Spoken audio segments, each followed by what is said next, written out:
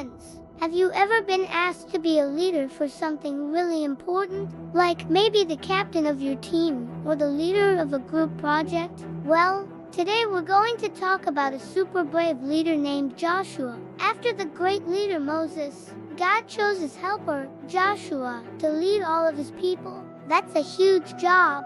Imagine being in charge of a whole nation. Joshua was probably a little nervous, but God told him something very special. He said, "Be strong and very courageous. Do not be afraid, for I am with you wherever you go." Isn't that an awesome promise? It's like having the most powerful superhero on your side, always. So, Joshua's first big task was to lead the people into a new home called the Promised Land. But first, they had to check out a big city called Jericho.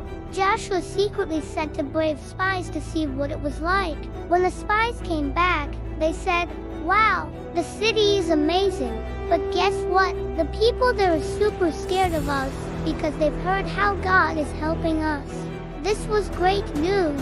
It meant God was already preparing the way. Next came a huge obstacle, the giant Jordan River. It was wide and flowing fast. How could millions of people cross it? Joshua told the priests to carry a special golden box called the Ark of the Covenant, which was a symbol of God's presence, and walk right into the water. As soon as their feet touched the river, something miraculous happened. The water stopped flowing. It piled up in a big wall on one side, and the rest flowed away, leaving a dry path right through the middle of the river. Everyone walked across on dry ground, just like they had through the Red Sea with Moses. God was showing them again that nothing is impossible for him.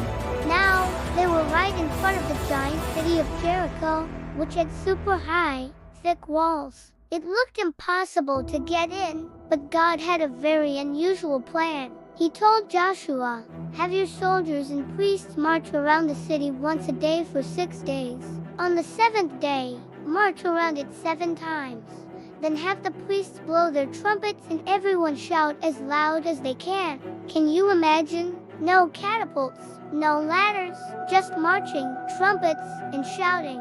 It might have sounded a bit silly, but Joshua and the people trusted God. They did exactly what God said. They marched silently for 6 whole days. On the 7th day, they marched around 7 times. Then, the priests blew their horns, and everyone let out a giant, mighty shout. And you won't believe what happened next. The massive walls of Jericho just crumbled and fell down flat. Boom! The Israelites could walk straight into the city. It was another amazing miracle. Joshua went on to lead the people into their new land, just as God had promised. He always reminded them of the most important thing, to love God and follow his ways. The story of Joshua teaches us that when we feel small or scared, we can be strong and courageous because God is always with us. He can help us overcome any big walls in our own lives if we just trust and obey him. What an incredible adventure! Thanks for joining me for this amazing story today. Remember to be brave and kind, and I'll see you next time. Bye-bye.